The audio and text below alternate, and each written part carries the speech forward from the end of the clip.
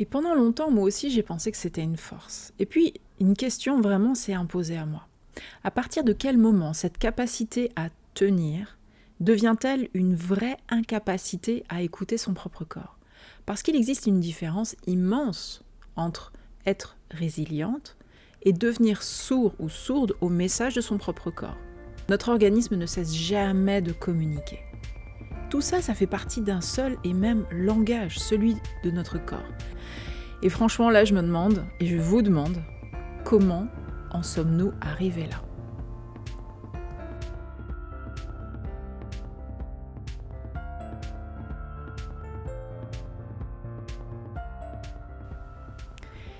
Je vais vous demander, juste si vous le pouvez, selon la condition dans laquelle vous êtes actuellement, de fermer les yeux quelques instants.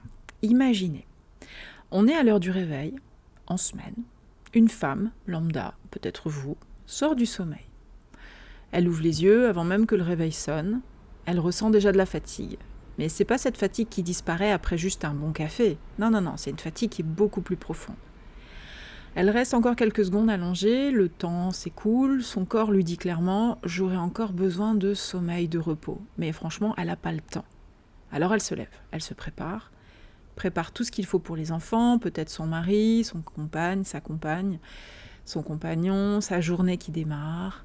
Elle répond vite fait à 2-3 messages reçus pendant la soirée. Elle boit un bon café entre deux, presque debout, en train de faire peut-être les tartines pour l'un pour l'autre. Elle traverse la matinée. Midi, elle mange rapidement. 15h, son énergie s'effondre. Elle reprend un café, quelque chose un peu sucré pour relancer jusqu'à fin d'après-midi. Et puis le soir, elle rentre chez elle, elle est épuisée. Au moment du coucher, son cerveau refuse littéralement de s'arrêter. Elle s'endort tard et le réveil sonne le lendemain matin. Cette histoire pourrait être peut-être celle d'une femme, celle de milliers de femmes, et c'est peut-être aussi la vôtre. Et ce qui me frappe dans cette histoire, c'est pas la fatigue, c'est pas comment la personne traite la fatigue, c'est autre chose. À aucun moment dans cette histoire, ou même dans le parcours de cette histoire, cette femme ne s'est demandé, elle s'est arrêtée, pourquoi suis-je aussi fatiguée ? Elle s'est seulement demandé, comment vais-je réussir à tenir aujourd'hui ? Avec le café du bon matin, avec peut-être le café de l'après-midi ou éventuellement aussi un petit truc sucré pour tenir le coup.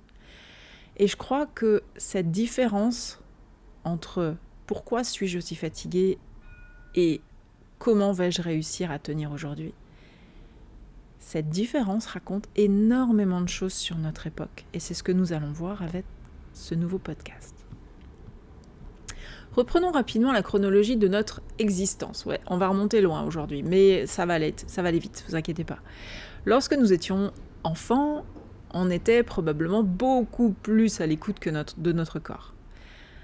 Un enfant, quand il a faim, il le dit. On s'occupe de lui. Quand il est fatigué, il s'endort, parfois n'importe où. Même sur un banc, avec le bruit, on pouvait s'endormir. Lorsqu'un enfant pleure, c'est parce qu'il a mal. Il court lorsqu'il déborde d'énergie. Son corps parle en permanence. Vous voyez ce que je veux dire ? Petit à petit, on grandit. On apprend à attendre avant d'aller aux toilettes, par exemple, à terminer notre journée malgré une migraine, peut-être, ou une fatigue intense, à rester assise plusieurs heures parce que notre corps réclame de bouger, à sourire même lorsqu'on est épuisé, à dire ça va, même si ça va pas, alors que tout notre organisme crie le contraire. Sans même s'en rendre compte, on développe une compétence que notre société valorise énormément. Celle de continuer, de contourner ce que l'on ressent. Continuer malgré tout, malgré la fatigue, le stress, les douleurs. Continuer malgré le manque de sommeil. Et soyons honnêtes, être capable de continuer est souvent présenté comme une qualité dans notre société. On admire celles qui gèrent tout, les warriors, celles qui ne s'arrêtent jamais, celles qui encaissent et au final ne font pas trop de bruit. Pendant longtemps, je vous assure que moi aussi j'ai pensé que c'était une force.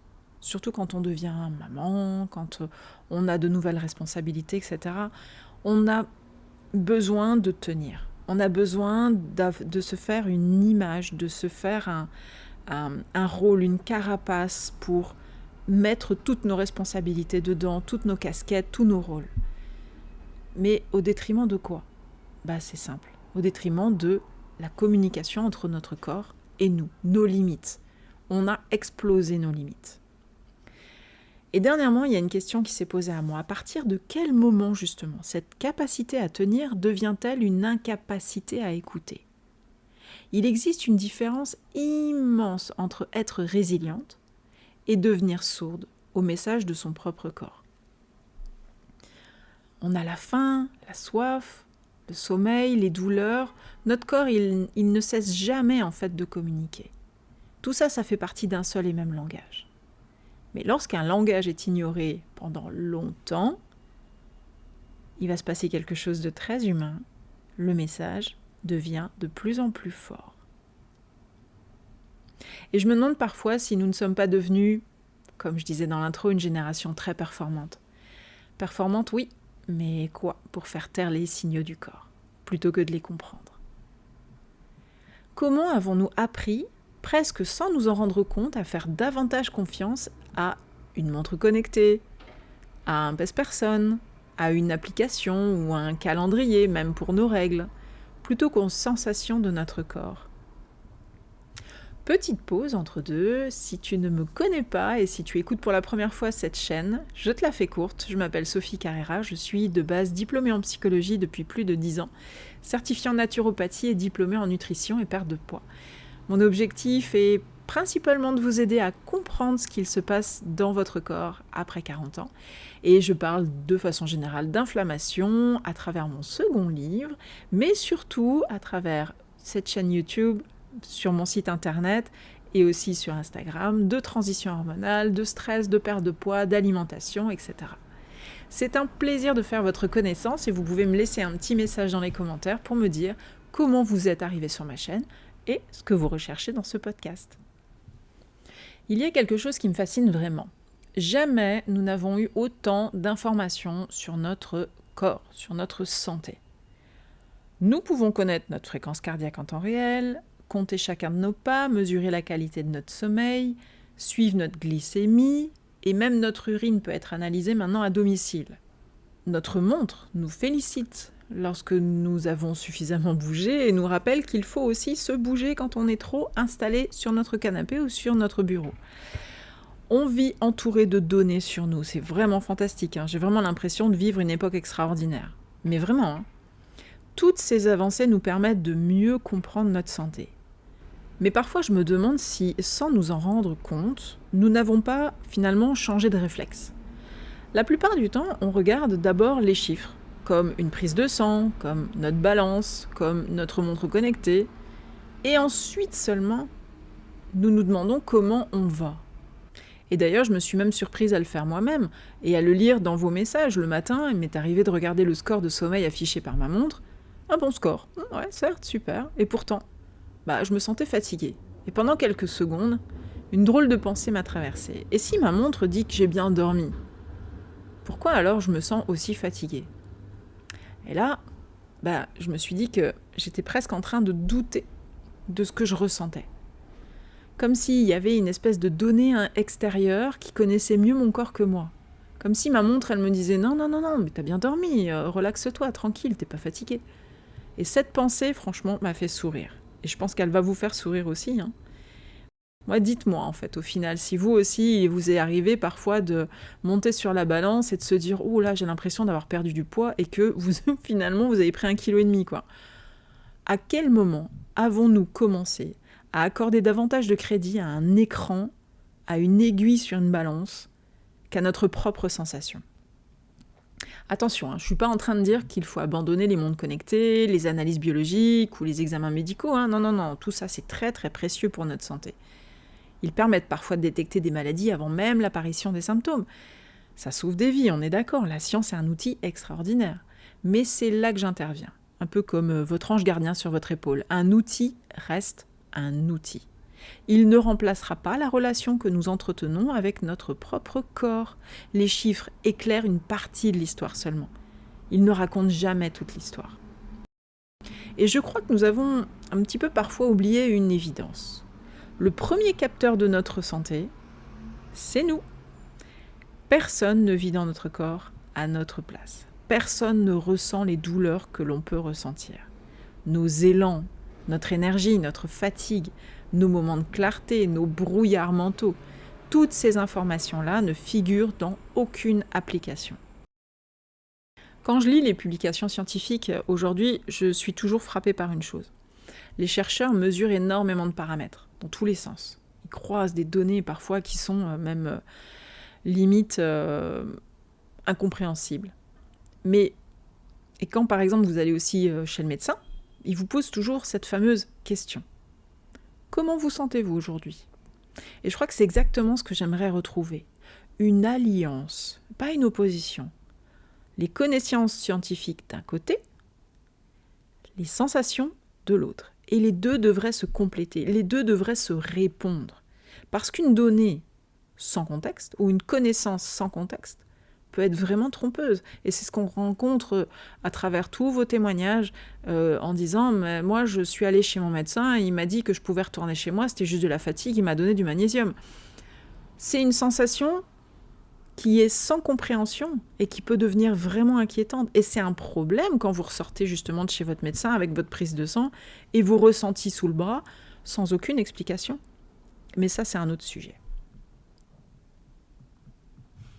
Je pense qu'il existe aussi une autre raison pour laquelle on a parfois tant de mal à écouter notre corps. Une raison beaucoup plus intime. Écouter son corps demande parfois une chose que nous avons de plus en plus de mal à nous autoriser. Ralentir. Très souvent, les symptômes ne deviennent pas plus forts lorsque nous sommes en activité, lorsque nous travaillons. Franchement, ils apparaissent toujours lorsque nous nous arrêtons. Combien de fois avez-vous entendu autour de vous quelqu'un dire « Je suis tombé malade le premier jour de mes vacances » ou alors peut-être encore avoir entendu « Depuis que j'ai ralenti, je me sens épuisé ». Mais ouais, pendant longtemps, cette information-là m'a intriguée. Et j'ai trouvé les explications à travers toutes mes études et mes formations multiples. Mais je me permets de vous poser la question. Pourquoi, dans un premier temps, parce qu'il y en aura d'autres après, le corps semble-t-il choisir précisément le moment où nous avons enfin du temps pour s'exprimer ? En réalité, le corps, pour vous dire la vérité, il choisit peut-être pas ce moment. C'est simplement le premier instant où nous sommes enfin capables de nous poser et capables de l'entendre. Quand notre quotidien est rempli de réunions, de trajets, de listes à faire, de choix à faire aussi, de courses, de rendez-vous, d'enfants, de travail et que sais-je encore sur votre journée, notre attention elle est tournée vers l'extérieur. On gère, on organise, on anticipe, blablabla, blablabla. Et ça demande énormément d'énergie mentale. Dans ce mouvement permanent, les messages du corps passent souvent au second plan. Non pas parce qu'ils disparaissent, oh non, loin de là, mais parce qu'ils sont couverts par le bruit. Et puis, vient enfin un moment de calme. Les vacances, un dimanche, une soirée plus tranquille, une promenade, une grasse mat, ou même simplement quand vous vous couchez le soir. Et soudain, on ressent cette fatigue que nous portions peut-être depuis des semaines. Cette tension dans les épaules, des douleurs articulaires, cette émotion qui monte sans prévenir. Comme si notre corps profitait enfin d'un instant de silence pour reprendre la parole. D'ailleurs, dites-moi dans les commentaires si l'une d'entre vous, si votre corps s'exprime plus pendant les vacances par exemple. Qui d'entre vous est tombé malade pendant ces derniers congés ? Ah, je suis à l'écoute. Vraiment, mettez ça dans les commentaires, ça peut être intéressant de vous lire. Et je crois qu'il y a encore une autre raison aussi. Écouter son corps n'est pas toujours confortable. Parfois, il nous oblige à regarder une réalité qu'on préfère éviter, qu'on glisse discrètement sous le tapis pendant des années. Et peut-être que notre corps nous dit que nous dormons pas suffisamment, que notre rythme n'est pas tenable dans le temps, que notre stress dure depuis beaucoup trop longtemps ou qu'on donne beaucoup trop aux autres et plus assez à nous-mêmes. Tous ces messages, franchement, ne sont pas vraiment agréables à regarder en face, soyons très honnêtes, et on n'a pas le temps pour ça. Ça demande de sortir de sa zone de confort, aussi inconfortable soit-elle. Et ces messages du corps parfois peuvent même faire peur. Vous allez ouvrir une boîte de Pandore. Et les entendre, c'est parfois accepter qu'un changement est nécessaire. Et un changement demande de renoncer à certaines habitudes, à certaines certitudes aussi. Parfois même à une image que nous avons de nous-mêmes. Aïe, aïe, aïe, aïe, aïe. Quand je vous dis que nous sommes vraiment champions, nous les êtres humains, à faire notre propre malheur. D'ailleurs, je me demande si c'est pas pour ça qu'on cherche si souvent à faire disparaître le symptôme avant même de l'avoir écouté. Non pas par négligence, mais parce qu'il est plus rassurant de retrouver rapidement notre équilibre apparent que de nous demander pourquoi il s'est rompu. Et c'est profondément humain, encore une fois. On veut toutes retrouver notre énergie, notre sommeil, une certaine légèreté, une certaine clarté mentale, le plus vite possible. Mais si nous ne faisons que faire taire le signal, on risque de passer à côté du message et de faire durer la situation beaucoup plus longtemps et d'aggraver parfois même une situation. Je pense souvent à cette phrase que j'avais entendue pendant mes années d'études en naturopathie. Le corps élève rarement la voix d'un seul coup. C'est vrai en fait, il commence d'abord par murmurer quelque chose, une petite fatigue inhabituelle, un sommeil qui est moins réparateur, une digestion aussi parfois un peu différente, une maladie pendant vos congés par exemple aussi, et puis si rien ne change, il va insister. Et son rôle, je vous le rappelle, c'est de maintenir un équilibre. Et lorsqu'il ne trouve plus d'autres moyens de nous prévenir, le signal devient plus difficile à ignorer. Je trouve cette idée moins culpabilisante que celle d'un corps qui tombe en panne après 40 ans ou 50 ans.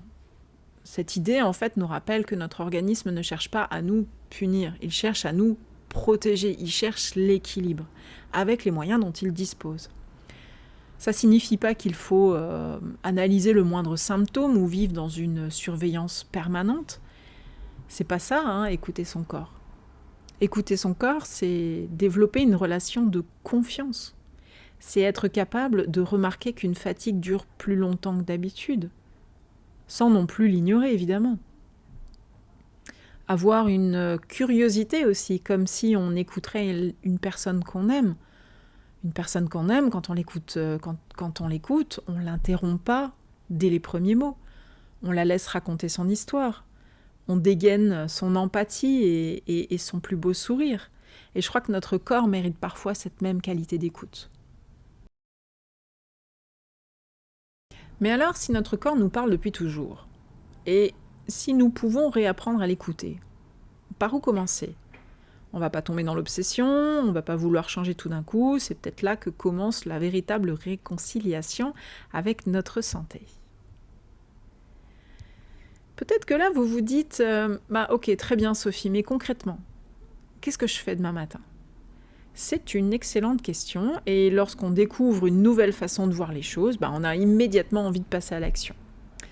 Pourtant, comme je le disais dans le précédent podcast, le numéro 16, que vous pouvez écouter juste après celui-là, qui s'intitule « Le corps ne ment plus après 40 ans », je vais vous répondre une chose très simple, ça dépend. Ça dépend du contexte. Et je crois que le premier changement n'est pas dans ce que nous allons faire. Il est plutôt dans le type de questions que nous allons nous poser à partir de maintenant. Pendant longtemps, face à un symptôme, notre premier réflexe a été souvent celui-ci, et dites-moi si je me trompe dans les commentaires, comment faire disparaître ce problème ? C'est une question logique, une question d'habitude aussi. Ça fait tellement longtemps qu'on le fait qu'on est devenu, que cette façon de faire, ce schéma est devenu naturel. Mais aujourd'hui, j'aimerais vous poser une autre manière de procéder, une autre manière de commencer. Et si, avant de chercher une solution, on se demandait pourquoi mon corps réagit ainsi aujourd'hui ? On ne cherche pas de réponse immédiate, on ne part pas en explorateur dans sa propre vie, ses habitudes, qu'elles soient bonnes ou mauvaises, parce que oui, de bonnes habitudes, que vous pensez peut-être pour vous pensez être bonnes peuvent littéralement flinguer en fait votre santé. Mais encore une fois, ça c'est un autre sujet, peut-être pour un prochain podcast. Mais là, je parle simplement de rester curieuse par rapport à son corps, par rapport à ce que l'on vit. On va prendre un petit exemple rapide. Vous vous réveillez fatigué. Pendant des années, la première pensée était peut-être « faut absolument que je retrouve de l'énergie, vivement le week-end pour que je fasse une grasse mat et ça ira mieux lundi prochain ». Aujourd'hui, ma Lucette, la question que tu vas te poser est la suivante. De quoi cette fatigue est-elle la source ? Et vous allez me lister tout ce qui vous passe par la tête en réponse à cette question. De quoi cette fatigue est-elle la source ? Est-ce un manque de sommeil ? Une période de stress, une alimentation qui ne convient plus, parce que oui, votre digestion prend beaucoup de place sur votre journée, vous ne pouvez même pas imaginer. Ça peut être aussi une transition hormonale, ou peut-être un mélange de tout ça. On ne cherche pas à tout expliquer, on cherche simplement à élargir son regard. Et je crois que c'est cela, entrer en dialogue avec son corps. Ce n'est pas surinterpréter chaque sensation et les compartimenter. Arrêter de vivre dans l'hypervigilance. On cherche à développer une certaine forme de confiance avec son corps.